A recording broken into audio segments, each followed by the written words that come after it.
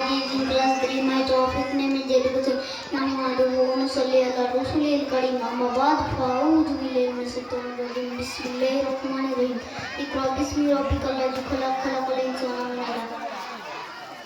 Parent, today's program president and teacher and sitting in front of me are younger brothers and sisters who are 30 for education all pride to Allah. Peace be upon the Prophet, may peace be upon him. The subject that I am studying before you today is education all pride to Allah. Peace be upon the Prophet, may peace be upon him. The subject that I am studying before you today is education. Education is the backbone of the nation. People cannot live without education. The Quran in the first verse about education to be revealed.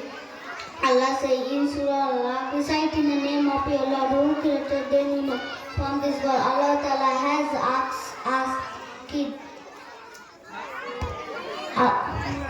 to achieve knowledge, education first.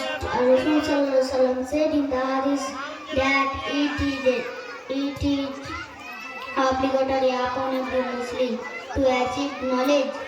Finally, I pray to Allah give us the opportunity to achieve knowledge, right education first.